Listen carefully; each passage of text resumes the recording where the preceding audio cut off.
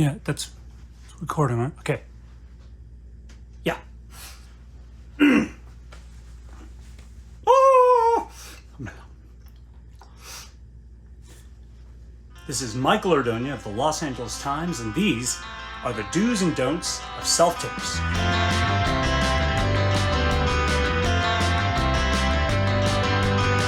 Long before COVID, the industry was moving toward actors auditioning remotely, sending in videos of themselves performing pieces of scenes. With the shutdowns, self-tapes became ubiquitous, and in-person auditions may never be the standard again. That makes self-taping a very important skill for any actor to have. Hey there. Hi. Hi, my name is Seth Caskey.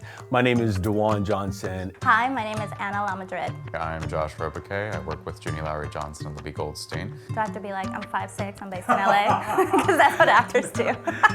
I'm an associate casting director. And I am an actor, and I'm also the founder and coach of Think Bigger Coaching. I'm a working actor, and also I'm a self-tape coach and teacher. So prior to 2020, we were using self-taping as a last resort. You couldn't get into the room. They would say, do a self-tape, maybe casting or whatever. Your reps couldn't get you in, and they would just be like, oh, just do a self-tape. So if you got a self-tape, you're kind of like, I can't get into the room. I saw that there are more self-tapes happening, and then COVID just was like, this is the only way. So I think eventually we were gonna get here. Every casting office operates differently. Every casting director has different preferences. So my first recommendation to the actor is read the directions. A lot of times I recommend that actors just go with the one or two, the first two takes, because it's likely not going to get better. If a casting director says, please only send one take, then only send one take, because that's their process and that's how they prefer to have it done. Okay, let me do one more. I got another one. One more for safety. Nailed it. You know, I always recommend, 2 takes at most. If you feel that they are different enough and on an equal footing in your gut of this could be the part.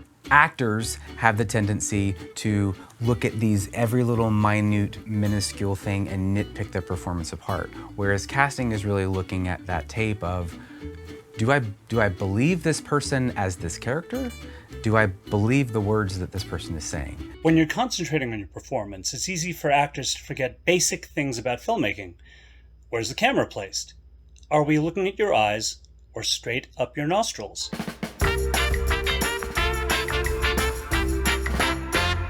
Their instinct is to stand in the middle of the frame and be very still. The rule of thirds, which is where you divide the screen into thirds. So I'm in 1/3 of the screen, more on this side. As you're doing your self-tape and as you're setting up your camera, try to place your reader so that you're looking across the camera towards this empty space that's here.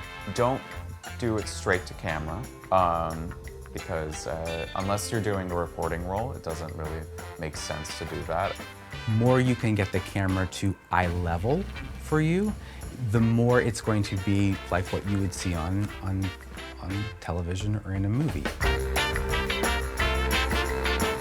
The larger the light source, the closer to your face, the better, because it's going to give you the most diffused, natural, even lighting. A big window, if you only have access to natural lighting, that's a great option. I have a simple ring light that has a stand with it, and you can put a phone holder on top of it as well, and that is perfect. That's all you need. Maybe an external mic and a clear backdrop. The most important things are, can we hear you and can we see you? You can have a self-tape that doesn't have amazing lighting, but if it has bad sound, that's going to be your Achilles heel. I've got to be able to hear you clearly. Everybody Pretty much has a smartphone right now. Your smartphone has the camera. You can use the microphone built in that, but I recommend using an external mic for that. You get a shotgun, which is it's a directional mic, it's a cylinder.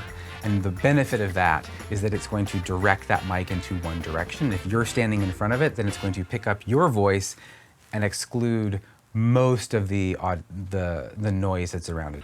This audio is recorded only with a mic on the phone. This audio is recorded with an external mic attached to the phone. The momentum or the energy of the scene starts before it fades in from black. Every scene usually takes place in the middle of something. It's a conversation that has already begun. Even in your entry, how do you enter? Do you have a turn right at the beginning where you're expecting something and then you see? It's all crafted. You know, one of the big mistakes I see is having a bad reader, because it's not giving you a lot to act off of. You know the book, we need to get out of here, man. I don't remember seeing it. You had it last. I don't know. You had it last. Oh, friend thinks of something.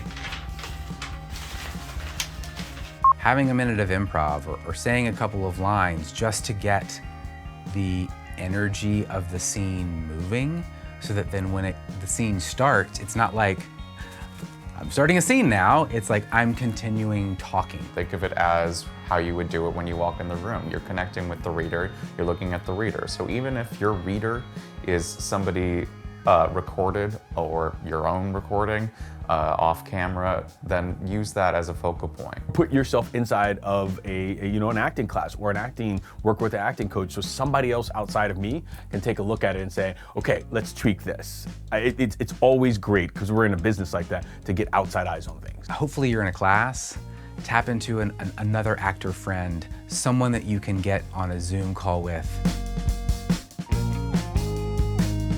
What I love about the self-taping and doing the Zoom calls and all of that stuff is that it actually democratizes it for everyone, right? It can be fun. Like, it really can be fun. And if we stop thinking about all the exterior stuff, all the stuff that the group actors are saying about it, like, I don't know how to be a producer, I don't know how to be a director, really just take it back and say, I'm taking back control of the audition situation, which we never had before. We never had control of that before. Now we can literally submit our best take. The industry is asking for us to shift our skills, so we gotta go. Technology disrupts every aspect of every industry, and now it's disrupted acting. Self-tapes have made me the most empowered. I'm Michael Ordoña with the LA Times. Thanks for watching. This is Michael Ordoña reporting for the LA Times. And there you have it, some easy do's and don'ts of self-tapes. Hope you found that helpful. This is Michael Ordoña of the Los Angeles Times. Thanks for watching. We watched, didn't feel it was quite what we were going for.